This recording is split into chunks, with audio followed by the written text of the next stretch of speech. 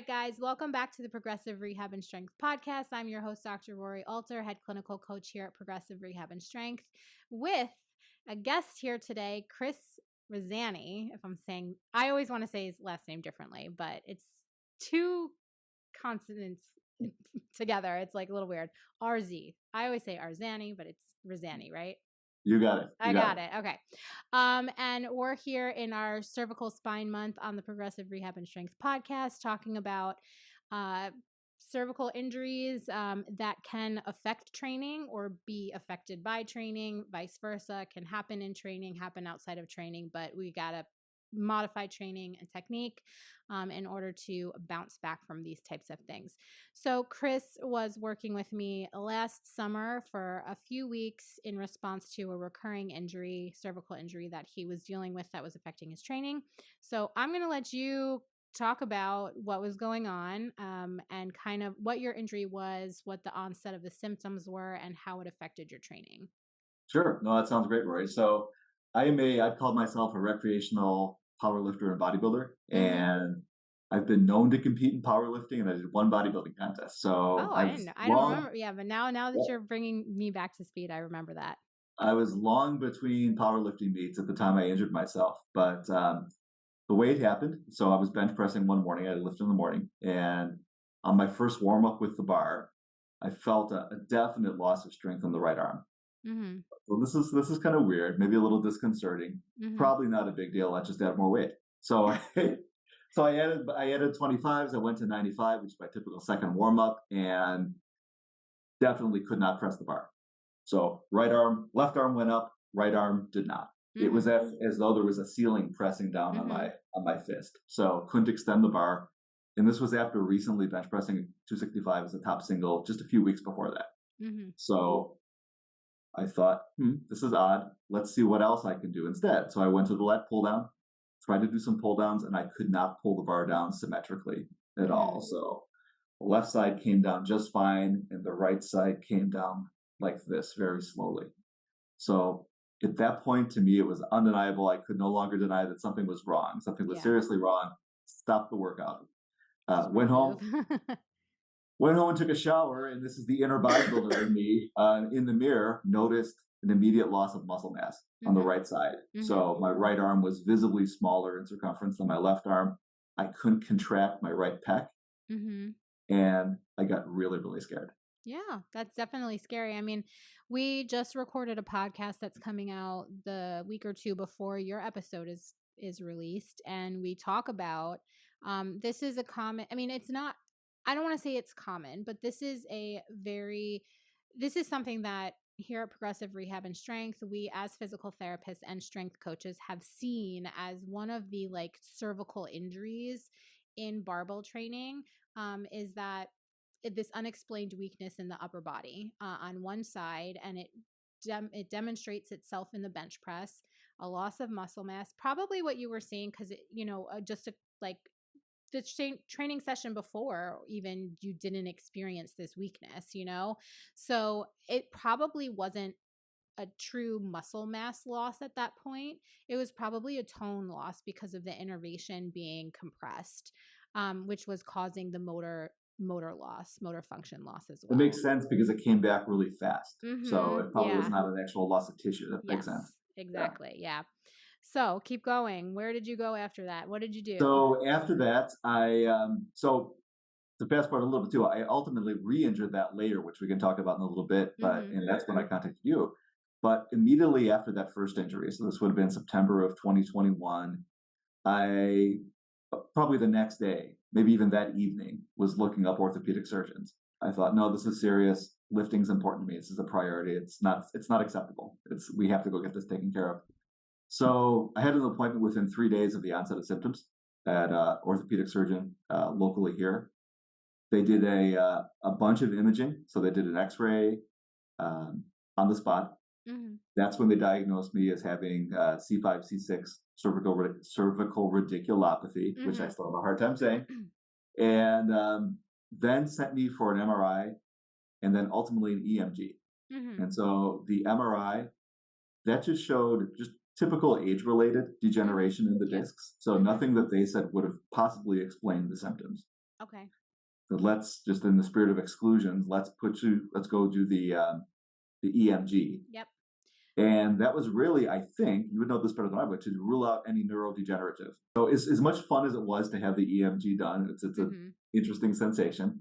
The good news is it was normal. So Mm-hmm. there were normal nerve activity. Mm-hmm. One of the things they were able to do is rule out any more serious underlying Mm-hmm. issues like ALS or Mm-hmm. MS, Mm-hmm. which I was thrilled that was the Mm-hmm. case. So I'm Mm-hmm. very happy that the nerves were working normally. And so the long and the short of it at the time, they said this is probably a fairly minor pinch. This is the Mm-hmm. words that they used, and you will be able to work around this, and you should be able to recover your Mm-hmm. ability to lift. Mm-hmm. So that was thrilling. I was really happy to hear that. So, what did they suggest at the time that you saw this doctor? What did they suggest? Physical therapy? Did they suggest any anti-inflammatories or steroids or what? All of the above, right? So it was on the spot. They prescribed anti-inflammatory, so they prescribed methylprednisolone, so a Mm-hmm. corticosteroid. Mm-hmm. They prescribed some type of anti-inflammatory that I can't recall what it was. Probably, I'm trying to think. It was like a high-powered version of Advil. Oh, I'm having a something with an I'm M. blanking on it too. It's something with an M. Hold on, it's gonna Yes, yes, yes. meloxicam. Meloxicam. That's what it Yep. was. That's what it was. Yes. And there was one other thing too, and I completely forget what that one was. Probably But a muscle relaxer. yes, it was. Yep. Yeah, Yep, that's exactly right. can't think of the name. Can't There's It too was many a of them. muscle Yeah. relaxer. That's exactly what it was. That made a big difference. So I felt like it immediately cleared out inflammation. I didn't have a lot of pain, but I definitely did feel like a weird sensation radiating down the forearm into the thumb and forefinger. Yeah, And that cleared that up. That was the radiculopathy, I guess. the steroid, the anti-inflammatory, and the muscle relaxer is like the cocktail for nerve impingement, acute nerve impingement or nerve compression. So, yeah, keep going. Sorry. So that really helped. It made a difference. I felt better very quickly. So that was good. Still saw the loss of muscle tone, so that really was irritating, but I was feeling better, so that was helpful. And then they prescribed physical therapy. And what was physical therapy like for you at that point? So we did 2 sessions per week. I want to say for a period of 8 weeks or so, Mm-hmm. 6 weeks, something like that. And some of it I think really made a difference. Others maybe I'm not so convinced on. Like, So what things did you feel made a difference? thing I thought made a difference were things like the chin tucks, Mm-hmm. that and just any type of thoracic mobility Mm-hmm. drill that Mm-hmm. they prescribed. I thought that made a really big difference. It felt like it opened things up Yeah. when I've always felt that things are very tight. I think some of this is from working at a desk for 25 years. We were just again, if you go back to the podcast that, and obviously you haven't listened to this yet, but if we were talking, Alyssa and I were talking about one of the contributing factors to cervical issues, is that when we have tightness in one area or two areas, the thoracic spine and the shoulder region, whatever kind of tightness that is, muscular, capsular, joint, whatever, when we have tightness in those areas, our body tends to compensate in other areas that aren't really supposed to be moving that much. So I'm curious to see, did you have any like warning signs that something was coming in your arm, or can you think of anything?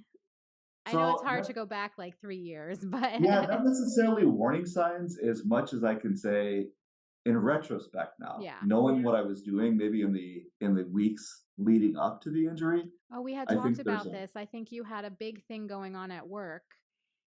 that's correct. So there Or is was a that the lot of second time? The second that was the recurrence? second time Yeah. actually. It was the Yeah. second time more so. But when I think about what I was doing, I guess chronically and acutely, right? So Yeah. Mm-hmm. chronically, I Yeah. think 25 plus years of working at a desk at a computer, Mm-hmm. probably not the greatest posture all the Right. time. Yep. I'm sure that made a difference. Acutely, I was training at unusually high volumes right before the Mm-hmm. injury in the 6 to 8 weeks or so leading up to it. So Mm-hmm. I was training 6 days a week. I was doing different types of lateral raises for the side and rear delts, Mm-hmm. maybe 3 to 4 days a week. And Mm-hmm. so I That's a was lot. really Yeah. upping the volume on the side delt work, which I Mm-hmm. think it's almost impossible to execute that without affecting the traps Yep. too. Exactly. So I think that was part of it. And the morning beforehand, I remember actually the evening before the injury happened, I remember demonstrating power cleans to my son. Mm-hmm. And then I felt a really strong pull, Mm-hmm. in Mm-hmm. the upper right trap. That was probably the most clear warning sign that, oh, something's not quite right here. Right. And then Yeah. I went to bed, ignored it, and trained the next day. Mm-hmm. So maybe I shouldn't have done that. Yeah, I mean, we talk about, first of all, you cannot exclude the traps from any exercise, any barbell exercise or any exercise that incorporates your hand, excluding like wrist curls and wrist extensions. If Right. your shoulder is and your elbow are moving and your arm is stabilizing a weight, whether it's a barbell or a dumbbell, it's going to incorporate your traps. Pull ups, deadlifts, power cleans, chin ups, squats, overhead press, bench press, rows, everything utilizes your traps. And then you throw in a high volume of accessory work, specifically for your shoulders. And then were you training the power clean or not? Like No, not at consistently? all. Right. Not at all. And then you Yeah. throw in something that you don't do regularly. And like Right. this is I don't know, I hope I'm not making you feel bad. You're No, no, not at I all. mean, we've already You're actually talked about validating a lot of the things that I I know thought we've coming already in. talked about all this Yeah. stuff when we worked together and we went through like we always played detective and trying to figure out. So you know all this stuff already. So that's why I feel like I wanted to bring you on the podcast because we can talk about this and show people that it's not it could just be one random thing that you're doing that's the straw that broke the camel's back, that your body is just it just overloads you. Like you might be strong enough to do a power clean, but you don't do the power clean consistently. And Right. you were probably tired and fatigued from your training program and your trap was overworking. And then all of a sudden you go and show your son or try and show your son how to power clean. I don't know if you're any good at them. My guess is No, probably probably not not. that probably Probably not not. that Right. good. It's not something I do all the time. Right. So Right. I do have like an exaggerated upright row. So Exactly. And in the power clean also our traps are contributing to the movement. And if you're doing the upright row motion instead of keeping your elbows locked like you're supposed to, it's going to recruit more traps and it kind of impinge on that cervical neurovascular region. Um, and lo and behold, the next morning or next day, you went to go bench press and your nerves were like, F you. I'm not and it working. makes me wonder that had I just waited another day Yeah. to bench press, if we could have avoided this whole thing. Possibly. And that's one of the things that like we always talk about is and I just keep going. Listen, I recorded this episode this morning, which is why it's so clear in my mind, and I'm kind of like tying it all back to that other episode that she and I did, which I'll link in the show description. We talk about like even when I get like tension headaches from training because of how much trap recruitment is in or utilization is in all of these lifts. And I deadlifted last night and then I bent and I deadlifted, I did kettlebell swings and I rode. I did the rower for conditioning. And then Okay. this morning I had a very short window to get training and it was like now or never. And I did a 5x5 on bench, followed by T-bar rows, followed by we're supersetted with push-ups. And when I was benching, I could feel the tension headache coming on. And Mm-hmm. perhaps if I push the training session to this evening with more time for recovery or tomorrow morning between the two sessions, might I not have gotten the tension headache? I don't think I would have gotten it. So it's kind of like how much can we tolerate in a short period of time, Like or in a how unit of time. Yeah. yes, or how much rest and recovery do we need in order to not facilitate our body kind of tipping over the edge. No, that totally makes sense. And by the way, I get those tension headaches as well. I notice them on incline presses a lot of times. Mhm. I notice them on even on machine presses. Anything where the neck is kind of retracted in that way. Yeah, and we even talked about this. I'm just Ed, you're like the reason I thought of you immediately when we planned our cervical spine month was because my dogs are barking like crazy, No problem. because you demonstrate all of the things that contribute to the types of issues that we see arise from barbell training. So another thing that we talk about is neck position when you're training. If you're tucking your chin, you're putting your spine in a non-neutral position, and it when you chin tuck, it kind of stretches out the nervous system, and can pull on areas of inflammation. It can pull on the nerves, and or it can even cause some compression. But the same thing happens when you overextend your neck. So we want to try and keep that neck in neutral. And we tend to see people who get tension headaches when they from lifting also have cervical spine issues.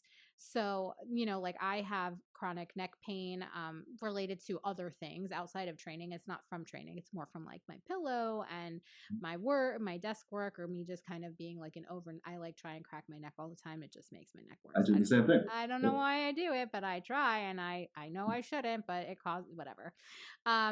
But we tend to see the headaches associated with cervical dysfunction, Okay. or cervical dysfunction and headaches, but usually it's the cervical dysfunction first with the headaches following.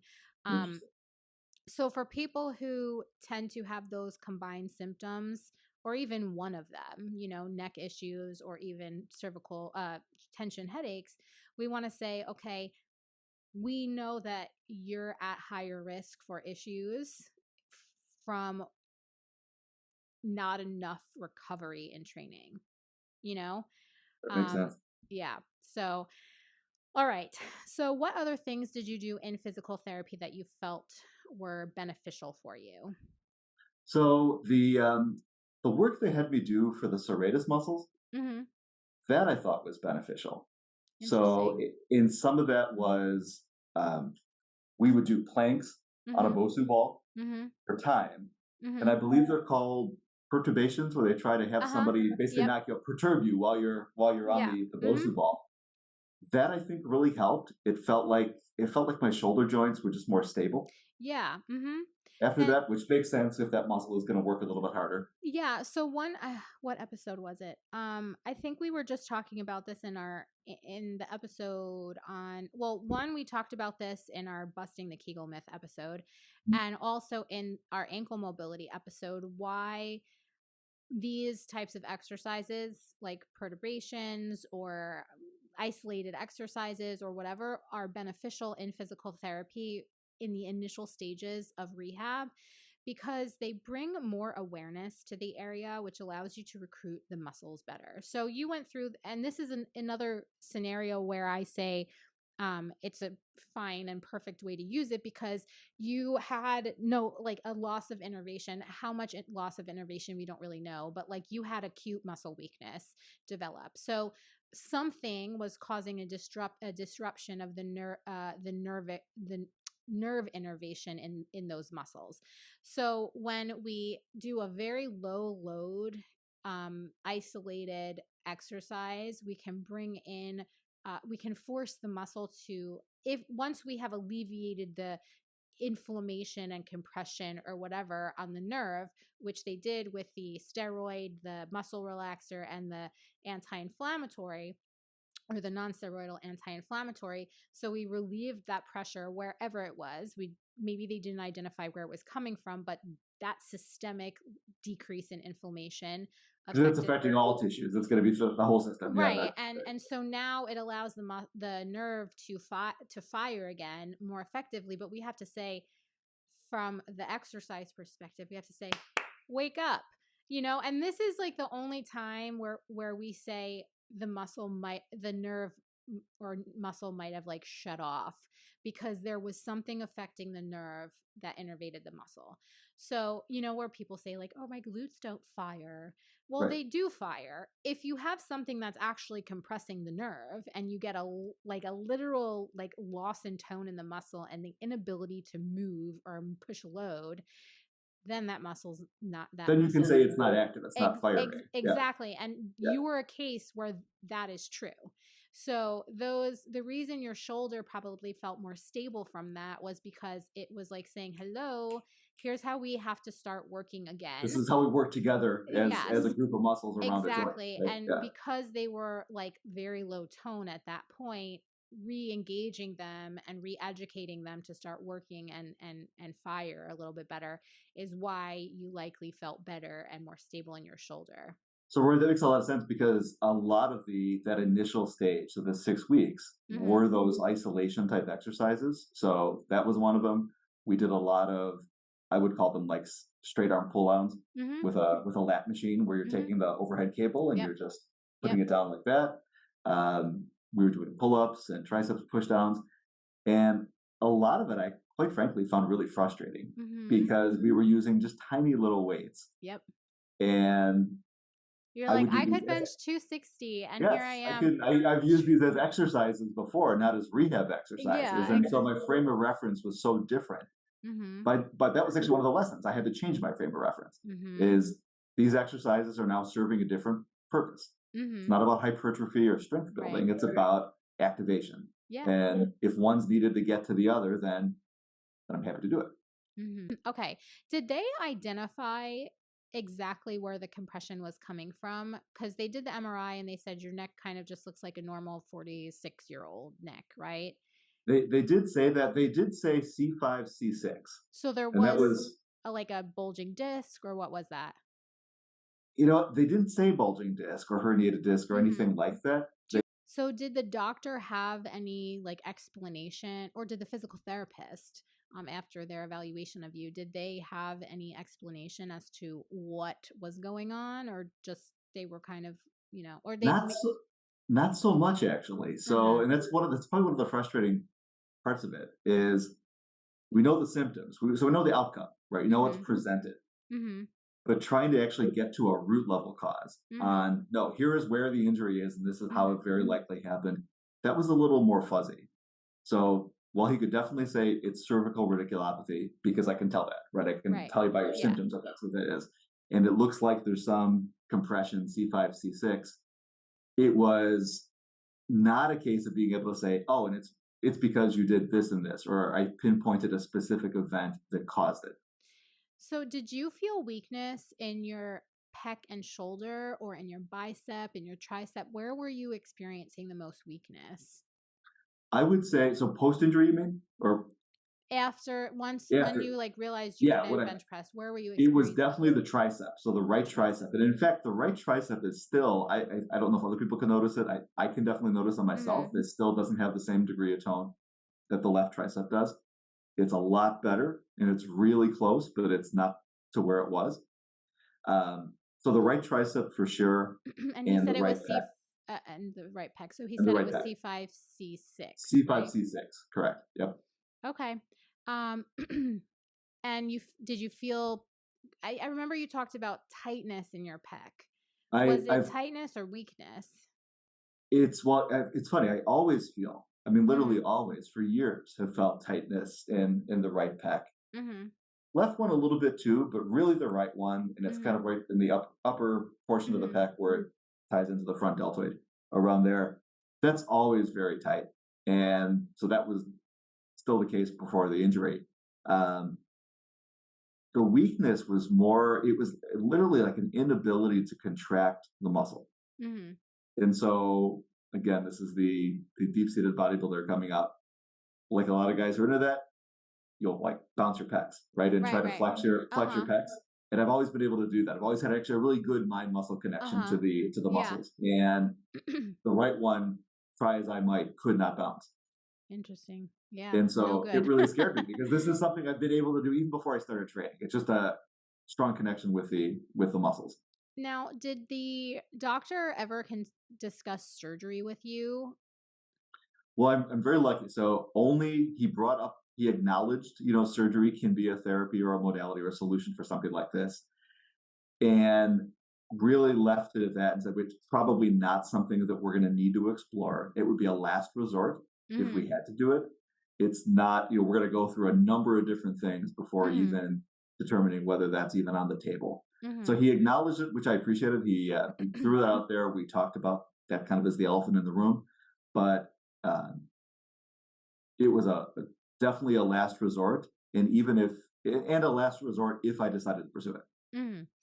So how long did this initial bout that you had before you came to work with me, how Yeah. long was that initial bout before you were able to like bench press the bar? Oh, so by Thanksgiving 2021, so if this occurred like mid-September, Mhm. by Thanksgiving 2021, I remember distinctly bench pressing 185 for 8 Okay. before Yeah. Thanksgiving. So like, Mhm. okay, it's And largely back how at did that you point. get there? So what was the process for you to go from like not being able to bench the bar to get to 185 in a month? So the process was this. So I have a power rack and a set of weights, an Olympic set downstairs in my basement. And on days that I would feel good, I would go down literally between work calls Mhm. and test myself. And I Mhm. would test the bar. I'm like, oh, the bar feels good. Okay, it's Mhm. moving symmetrically. This is great. Let's put a 10 on. And I'd put Mhm. a 10 on. And I'd Mhm. do that and I'd stop. Mhm. And then the next day I'd go back. Do I feel good still? And I did. It's okay. Let's try a little bit more. And Mhm. so this wasn't methodical. I guess it wasn't It kind of deliberate. is It kind of methodical was though. methodical though. Yeah. Yeah, it kind Yeah. of was. It wasn't pre-planned, is I guess a better way Right. of saying it. But I ended up benching often at a Mhm. really low intensity and relative intensity in terms of RP, Mhm. um, and added a little bit of weight each time. So it was kind of a linear progression, Yeah. just compressed Yeah. into instead of progressing once a week or 3 times a week, Uh-huh. it was maybe like 5 times a week. It kind of sounds like the STAR rehab protocol. You never mentioned that to me because some people Mhm. reach out and they're like, "Oh, the STAR." No, anyway, the basically the STAR rehab protocol is really for like muscle belly and non-surgical tendon tears, but basically it's just you start with high volume, low load, and basically the empty bar with the lift that's effective, and then you go in every day and add weight and increase the load and then taper the volume basically until you're back up to. So kind of like a linear powerlifting cycle, just compressed Yeah, yeah. within a short So period of time, and every day instead of maybe once a week. yes, yes, yes. Yeah, Um, so that was the first round of your injury. that was the first round of the injury, and I would say by Christmas I concluded that I'm back, and now let's go back to training 6 days a week and doing all the things that got me hurt in the first place. Ay, ay, ay. Yes. Uh huh. Lesson not learned. So Yes. now during those first like 4 weeks or 6 weeks that between the onset of the injury and Thanksgiving, did you train the other lifts at all? I did. I Okay, good. did. So I would uh, I would squat, I would deadlift, I would do bodybuilding style leg days with a lot Mm-hmm. of machine work and hack squats and things like Mm-hmm. that. So I would definitely work around as much as I could work around while the bench press was being rehabbed. I would Now, do. did the other lifts like that? Because I know once you had come to me, I know that deadlift really affected your symptoms. At that time, had the squat and the deadlift been affected by this issue or affect this issue? Not so much, although I guess in retrospect, Rory, I probably wasn't deadlifting that often during this Mm-hmm. period of time. I Mm-hmm. was squatting, and I remember Mm-hmm. squatting as long as I modified hand position Mm-hmm. on the bar and just assumed a comfortable hand Yeah. spacing and bar position on my back. Squatting was fine. Mm-hmm. So, I mean, I think this is really important for people to hear because I think one of the things that people struggle with, especially when they have like severe, like serious nerve injuries, or well, did okay. And just to clarify, you didn't have much pain; you just had weakness. Just weakness, yeah. So I mean, the initial sensation even wasn't necessarily pain as much as it was like pins and needles down the arm. Yeah, yeah, mm-hmm. Which is scary too, because Yeah, if that were the left arm, I'd be yeah. thinking in You'd be terms like, of oh, stroke, heart attack, right? stroke. Yeah, Right. And thank God it was the right arm, but so I didn't think about that too seriously. But it's still really disconcerting when you feel mm-hmm. that in your arm. Yeah, But I wouldn't use the word pain so much mm-hmm. as extreme discomfort. Mm-hmm. But the anti-inflammatories really took care of that. So Yeah. once that happened, we were really dealing with weakness. Now, did you notice any grip strength issues or issues with writing or computer work? Because I know, are you right-handed or left-handed? I'm right-handed, so it is my dominant side. I did notice, not so much with grip strength or with writing, but with just computer work, depending on how I position my hands at my desk, it could be really uncomfortable, Mm-hmm. it could be excruciating, or Mm-hmm. it could be just fine. So I Mm-hmm. experimented with things like standing desks, Yep. which the angle wasn't so perfect for me, but literally just raising my seat a little bit Mm-hmm. and uh, Dropping your arm down more. dropping the arm Mm-hmm. exactly. So it's not Yeah. so much like this, and it's more Yeah. like that. Yep. Yep. Definitely helped. So during this initial rehab process, I think it can be, or this initial period of time where people are experiencing these serious and scary nerve symptoms, they tend to be like, you know what, I'm not going to do anything because I don't want to make it worse.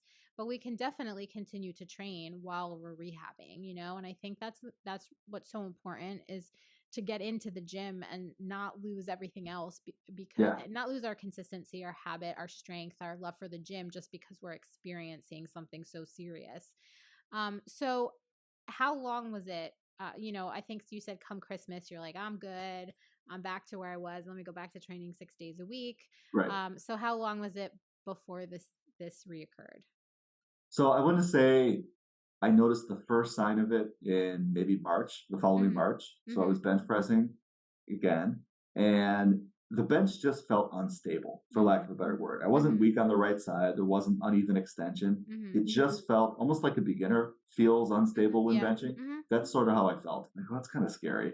And just let the thought pass.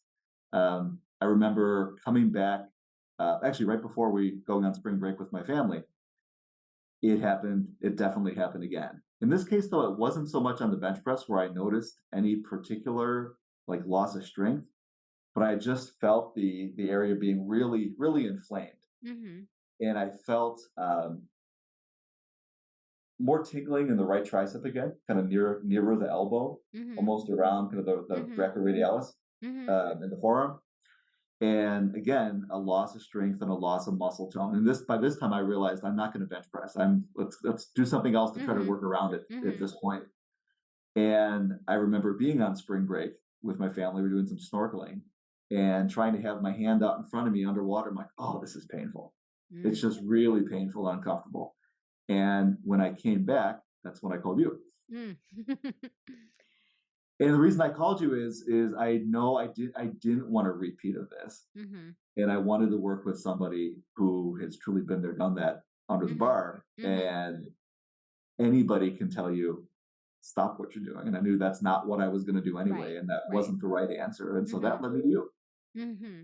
So let's see. What was it that we talked about? Because we didn't work together for that long. Wasn't that long. Yeah. And let me just pull up your numbers because I do Sure. have where we kind of concluded. And Yep. we did conclude, unfortunately, with a little bit of a recurrence after we had built back up. But we can talk about why there was that recurrence of Sure. symptoms. Sure. So we had gotten your bench press up to 200 for 5. 200 for 3 sets of 5. 3 sets of 5. Oh, Yes, better hold than I on. thought. And then you had actually done 205 for five A sets of triple? 3. That's the 3. Okay. And then that's kind of where the reoccurrence happened again. Because you had gone on vacation Right. and then you got COVID. Yep. And there was just like some lagging in communication and then at that point you felt that you had enough knowledge from what we had worked together on and what we had discovered about your program, and felt confident to move forward. And I'm fortunate we can sit here fortunately and say that you have not had a reoccurrence, hopefully, Correct. and you've Correct. competed in how 2 competitions, or you've done one Uh, and you have another one coming I've up. done one. I'm doing another one in December. Yeah. Yeah, so here we are a year later. Yeah. Even though we only worked together for about 6 weeks and we ended on a reoccurrence of this Yep. issue, it's not just about working together forever and fixing the problem. It's about the knowledge that we gain and understanding our program, and being autonomous. Like, you can be autonomous in your rehab, so long as you understand where the issues are coming from and how to modify and how to progress without kind of irritating your symptoms. So why don't Yeah. you talk And oh, go ahead. I'm sorry. well, why don't you talk a little bit about what we discovered? Sure. Because I remember just getting these great emails from you on like, oh, I've learned so much. It was definitely like Great. I was doing this and I really was doing too much. Or so what did you learn? Okay. So there's a lot. So maybe let me start a little bit about how we progressed up to the 205 for 5 sets of 3. Mm-hmm. So one of the first things you had me do was take time off. So Mm-hmm. you had me start with a week off. Yep. And I could be paraphrasing here, Rory, but I think what you said was you just need time to let that clear out. You need time to Yes. let that calm down. And there's And definitely, I think, a lot of times we definitely say, don't stop, right. but there are definitely periods of time and scenarios where things are so acutely inflamed that we just need to give your body a break from excessive movement and excessive load, even if we're considering the bar excessive load at that point, Yep. So yes, there. So we did that. So we stopped for a week. And it was really hard, of course, because the weather's getting really warm in Chicago at that point, and you want to get in shape and feel like you're enjoying your lifting. But I knew that was for the greater good. So I kept out of the gym for a week. And then during that time, you gave me 2 really simple thoracic mobility drills. You had me do cat camels, and you had me do a lacrosse ball drill against the pec, where I would Did I roll have you do forward. the sideline rotation? Yes, you did. Yeah, That because I one was too. looking Yes, at the you did. sheet that I gave you. Yep. Yes. Yep. Yeah, Oh, I that's refer good. back to it. I refer back to it regularly, actually. Good. So yeah, you did make me do that as well. So, and I was struck by just how simple that was compared to the type of rehab I was doing in the initial stages of the initial injury, which was very much, it was like an hour ago. It was like going through a workout. This was very simple, but it makes sense though, given the stage that I was at. So this was about letting stuff just calm the F down. So, yes. and that's what this was doing. And then you started me on a linear progression. And I remember right after or right before, right around the time I reached out to you, you had started your podcast. And yes, it was. one of your first, if not the first episode, was about the repeat novice effect. Yep. And I thought to myself, I am going to be a repeat novice here. And this is a good thing, not a bad thing, because everybody remembers beginner gains. Yep. And how great it feels to be able to add weight to the bar every single session for a period of time. Like, I'm going to do that and I take advantage of it. So you had me do exactly that. We were training on a 4-day program. Yeah. So the program, we used like a weekly linear progression for you. It was weekly, right? It wasn't like a novice linear progression where it's 3 days a week, but it was a weekly linear progression. Was it 3? Yeah. Let me just look. Was it 3? I think I had you 4 sessions 4. a week. Yeah. So at but that when point I say in sessions, time, though, they were like micro sessions. They were the micro session sessions. Would be, yeah. You're going to bench press today, and that's it. Yeah, and I'll explain a little bit about why we did that. So just taking a step back and talking about the simplicity of the mobility exercises that I gave you during the initial like week off. The process by which we approach rehab here at Progressive Rehab and Strength is slow.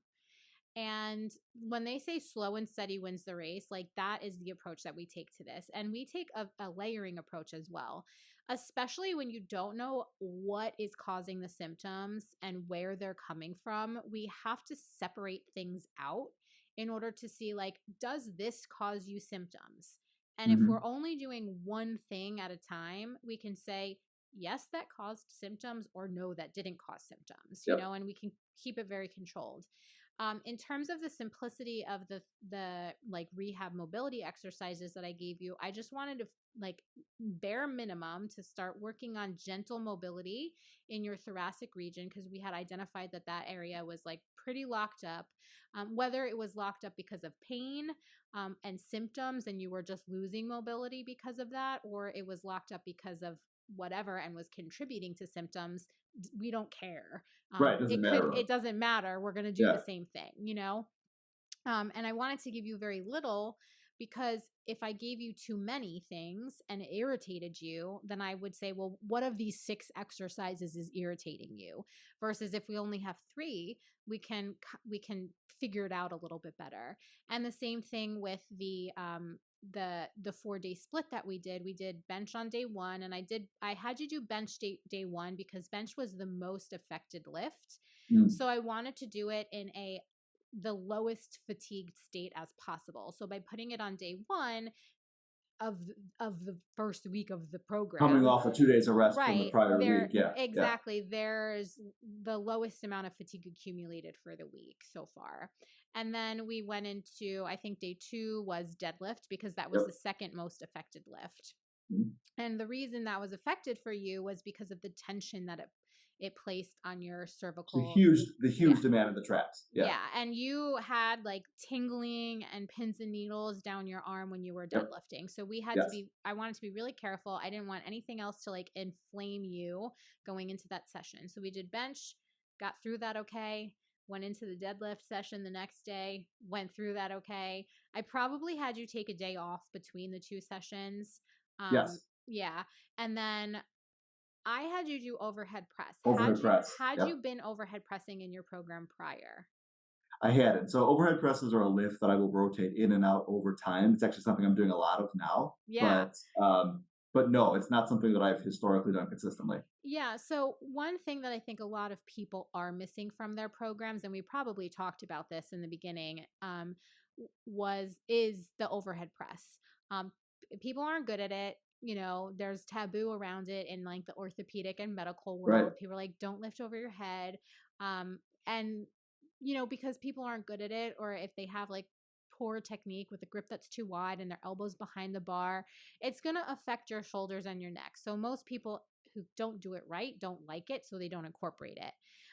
But it is one of the most healthiest exercises for your shoulders and your neck if you do it correctly. It's interesting because I always feel better after I do it, and I do Yeah. think I do it right because I take more of a close grip, like a Yeah, close well, grip we bench worked on grip. it. Yeah, Yeah, we worked on it together. So I assume that you still do it the way that we worked on it. I But I do do. remember I I do. probably gave you a lot of technique corrections. You give me a lot of technique corrections, and one, not the least of which was just being cognizant of the position of your head in these exercises. Uh-huh. Yes. And we talk about that in the episode that Alyssa and I did, is one of the 3 or 4 things that contributes to neck pain, dizziness, cervical issues, tension headaches, is neck position and eye gaze.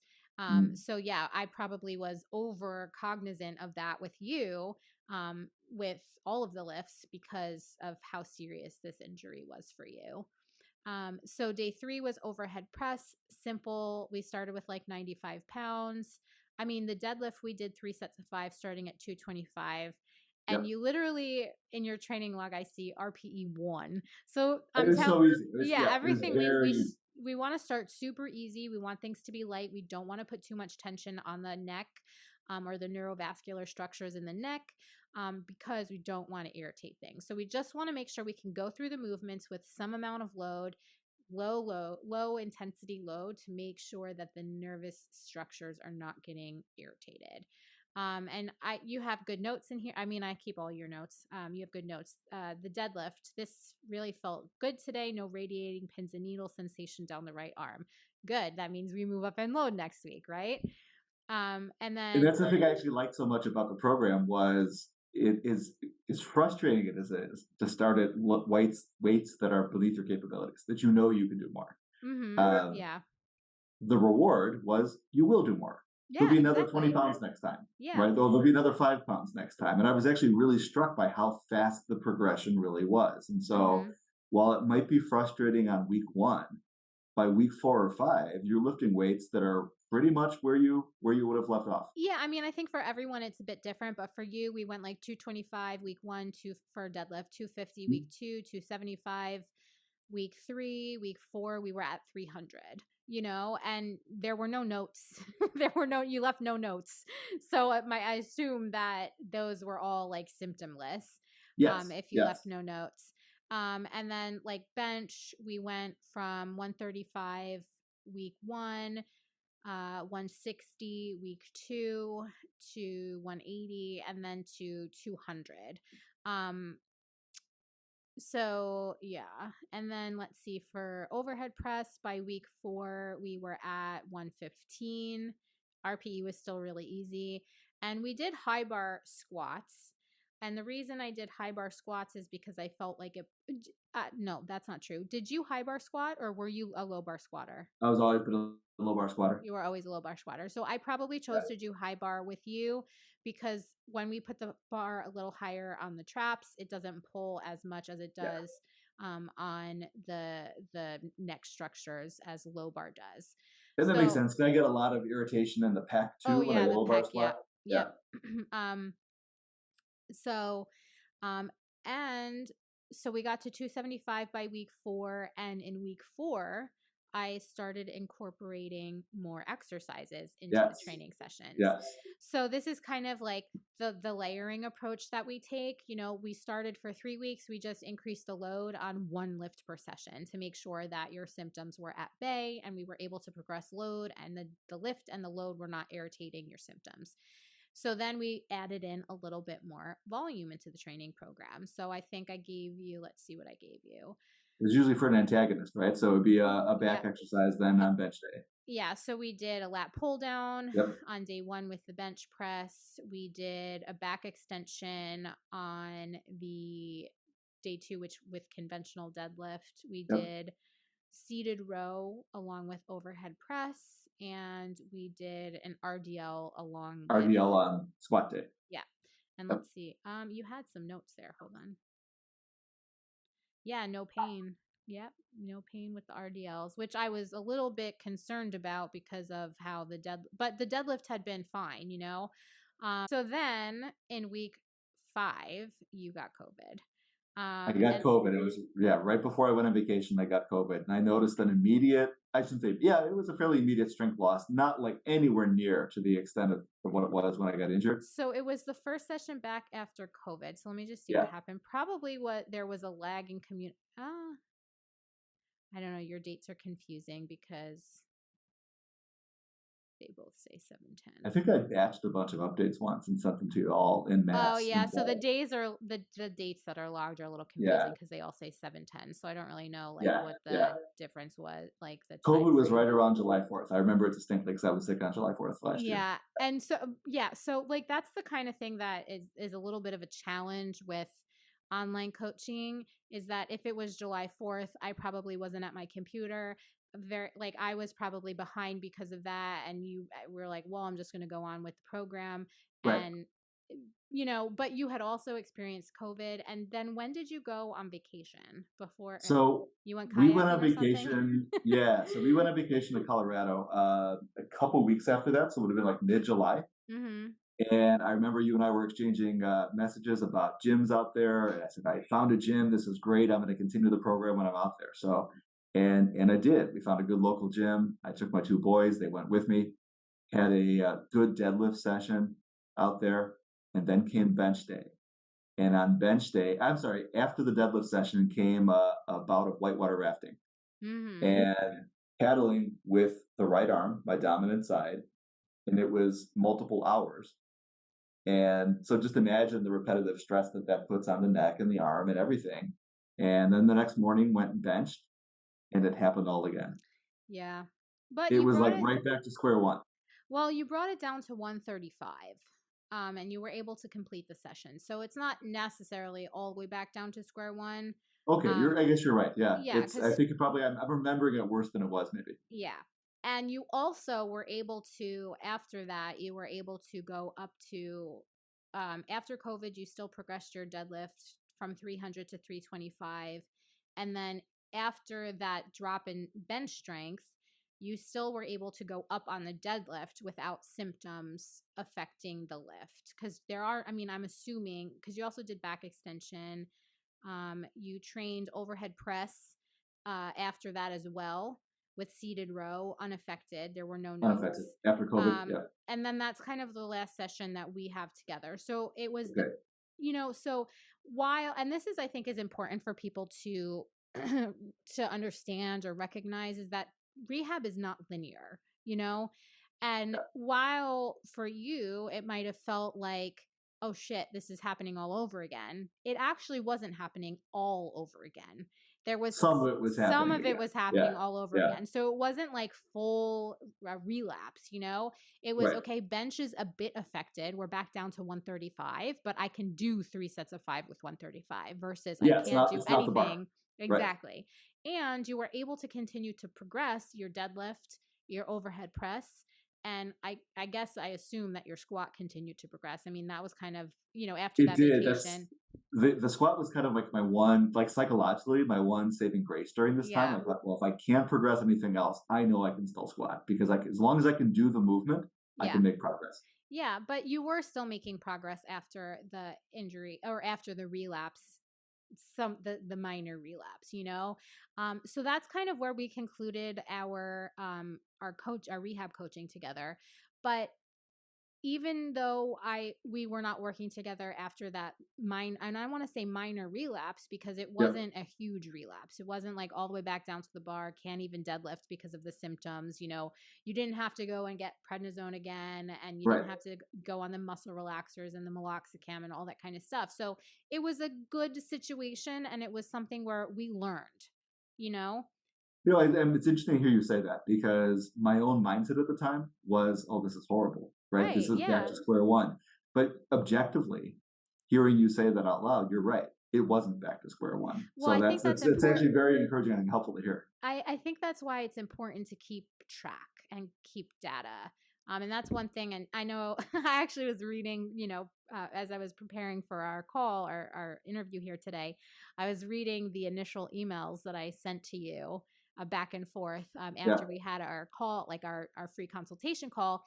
I wrote, like, I love that you're like a numbers and data geek, because yeah. you're going to like love the system that we use. And like, excuse me, we track everything, so that when we have these moments of relapse, and like I said, rehab is not linear. So there are always going to be steps back and then steps forward, but very using your own language, we have the ability to look at things very objectively. So we can say, while it feels like you are going all the way Yes. back to square Yes. one, we're actually still progressing. I have evidence that that's not the case. Right. Right, Because of the law. exactly. Right. Right. Exactly. And it's always good to have someone in your corner to talk you through that.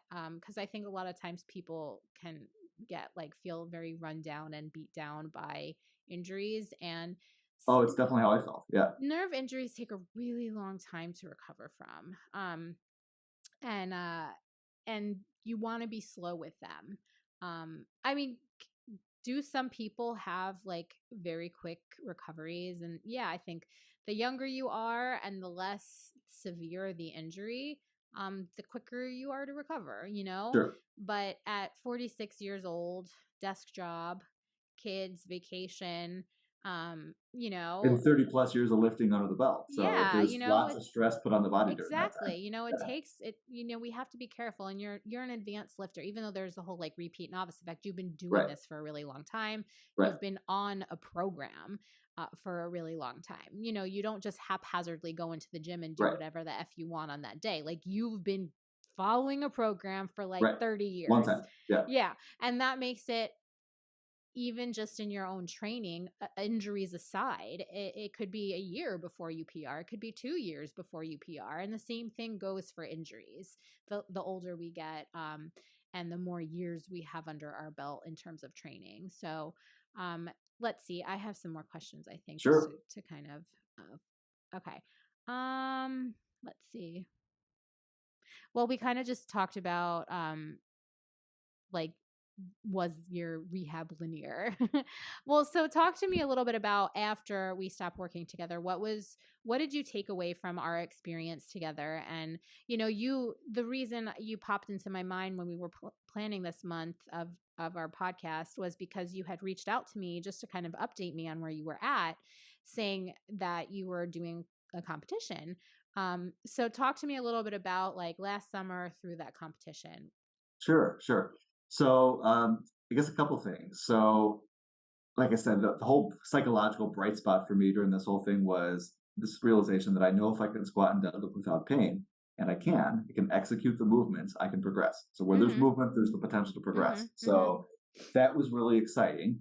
And at the same token, knowing that if I just relaxed a little bit and dialed back the volume on upper body, dialed back the frequency, and let the area calm down a little bit, having been through it before, I know that strength will return, and it did.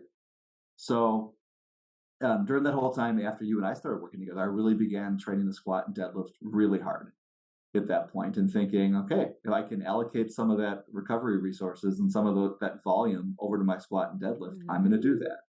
So I remember doing that in the early fall of last year, and just taking a max. And I thought, okay, I got to 365 on the squat. Mhm. And I thought, okay, this is not a PR at this point, but it's not bad for someone who's just kind of coming back to it. So Mhm. in the back of my mind, maybe I can do a meet. And so I started deadlifting again. Same thing. That's going really well.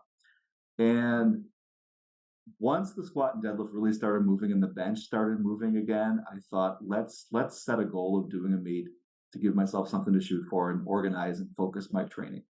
And whether those are all-time PRs or whether they're post-injury PRs, I don't care. I just want to get on the platform. And so I did that. So I started off, I was doing a higher frequency RPE based program where I'd work up to a single at an 8 and then some down sets after that.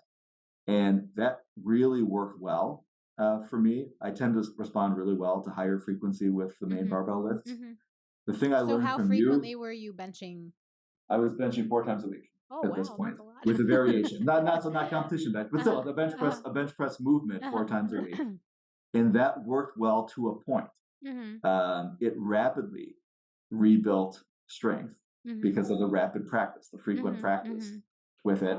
And I remember by December I was bench pressing 225 with a competition pause again for a single. And that's when I decided for sure I was going to do a meet. Like, okay, that's enough. I can now do a meet.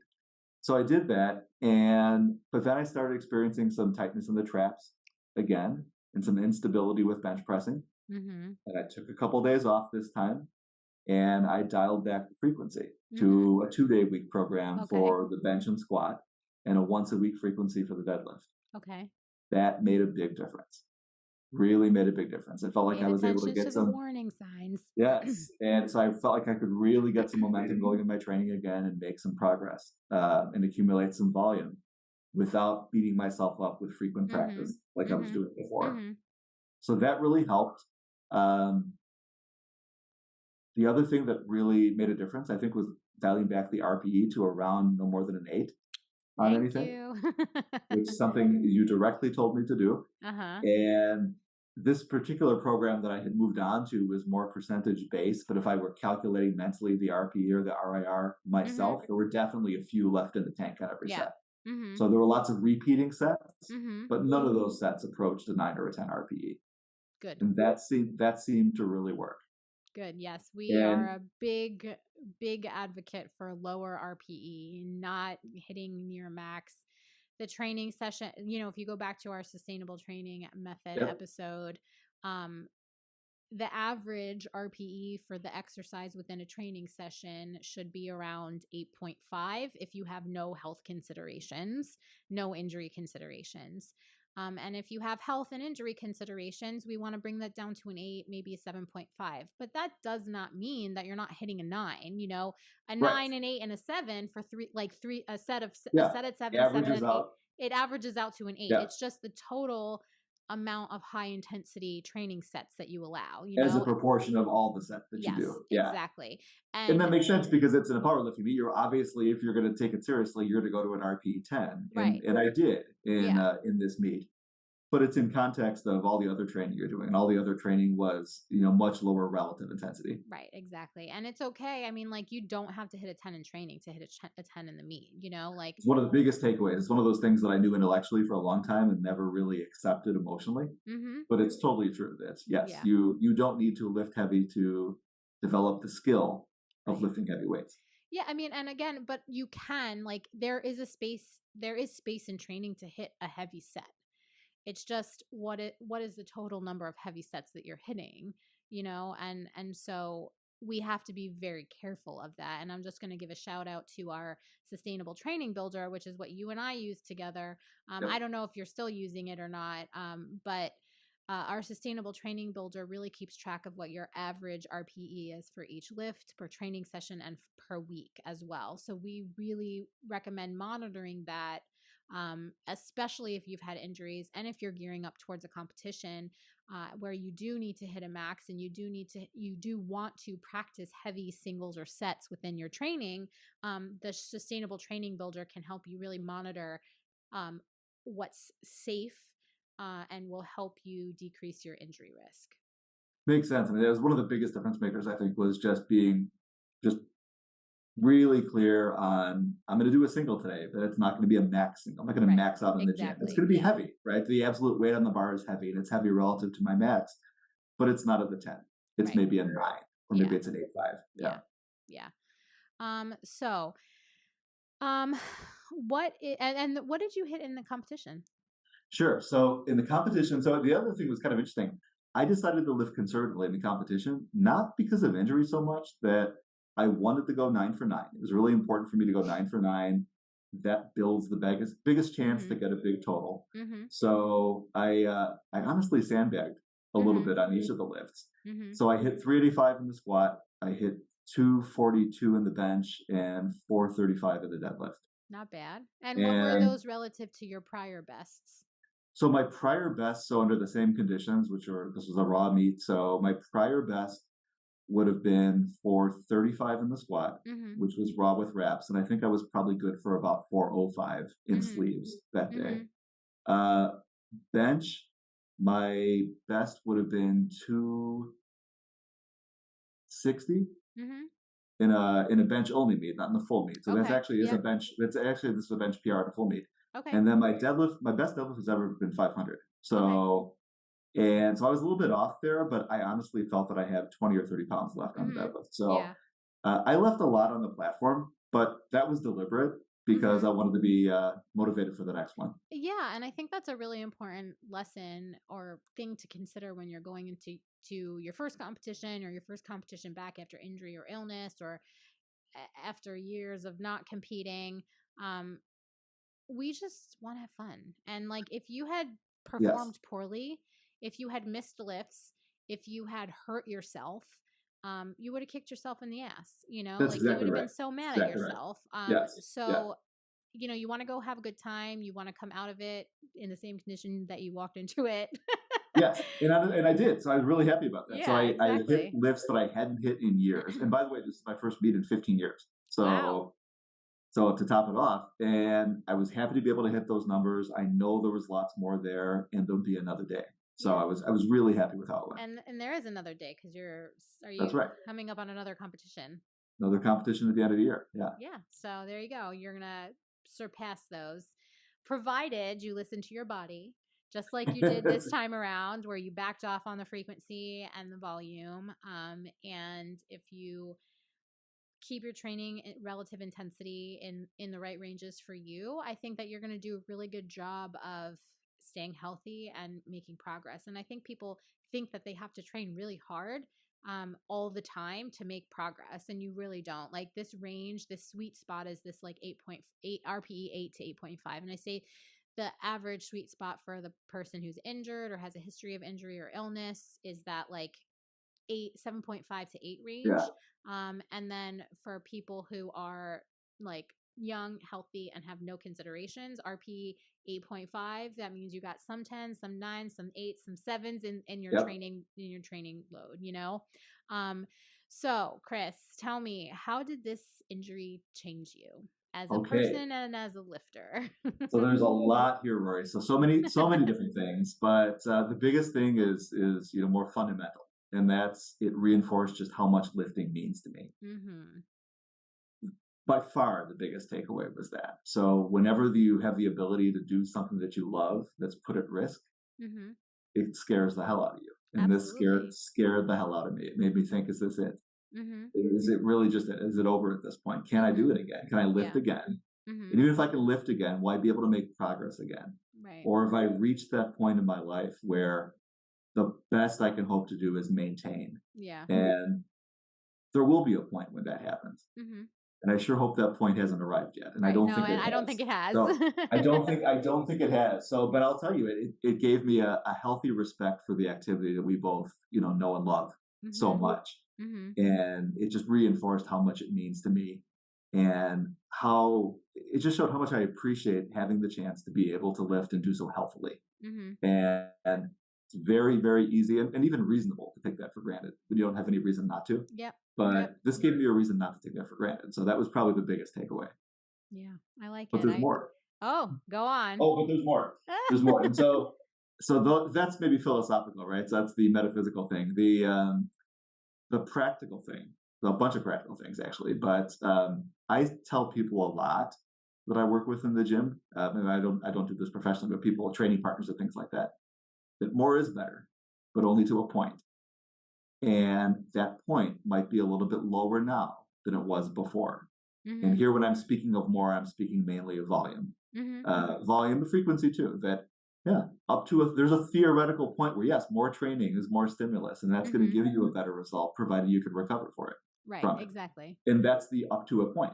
Right. And the realization to me that that ceiling might be a little bit lower now Mm-hmm. than it was before. Mm-hmm. But on the other hand, there's a lot of things that compensate for that. So familiarity with the lifts and mastery of the exercises and ability to push and train hard, those are all skills that I've developed over 30 plus years of lifting. So, and that counts for something too, that I contributes to the end result. So yes. there's multiple levers Mm-hmm. in order to affect the result. I agree. Frequency is one, volume is one, relative intensity is one, technique is one. There's tons of them. Mm-hmm. It doesn't just have to be about pouring on more volume. And Yep. it's hard to realize that when this is what you love to do and you Yes. would love to just be able to pour on more volume. Yes. I But agree. if at the end of the day you're really after the result, there are multiple ways to get there and other Mm-hmm. levers to pull. So Mm-hmm. that was a big lesson for me too. Love it. I love it. And then the last one, same thing again on relative intensity, like that it's a lot of fun to lift heavy. We all like doing it, right? We love to push a set really hard. There's something just really satisfying about that. And you've got to do it sparingly. Yes. Or at least at this stage of my lifting journey, I've got to do it sparingly. Yes. And sometimes the stars align. And this is what I really like about the RPE based programs is sometimes the stars align and you do have a great day. And if your program is set of five, ramping sets of five at an 8 RPE, Mm-hmm.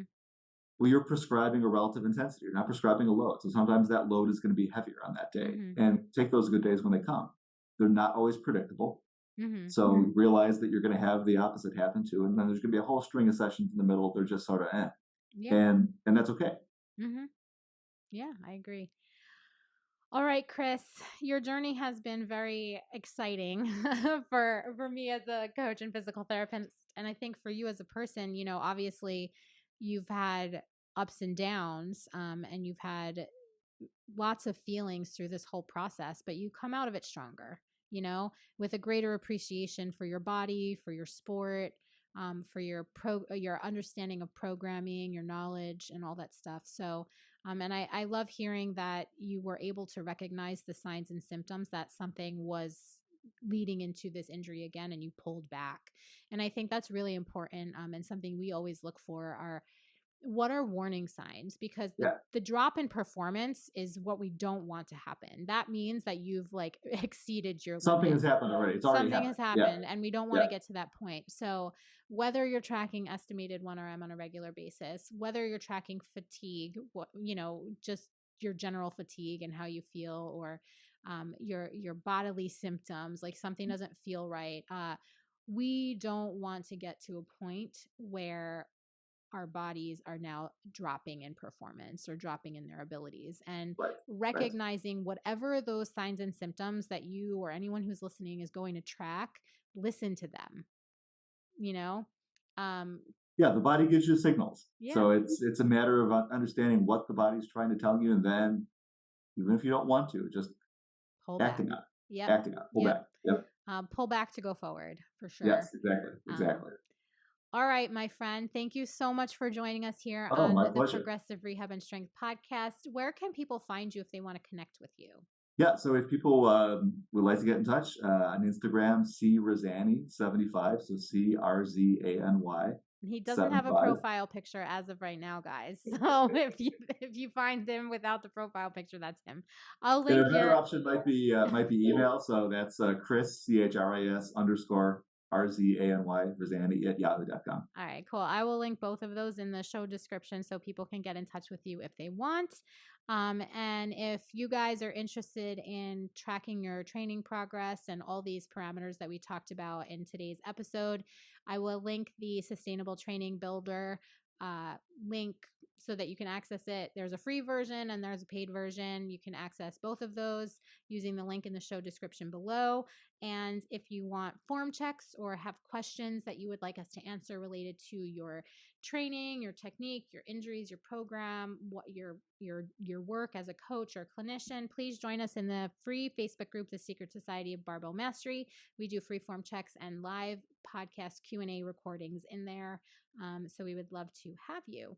And with that, I will see you guys all next time. And again, thank you, Chris, for joining us.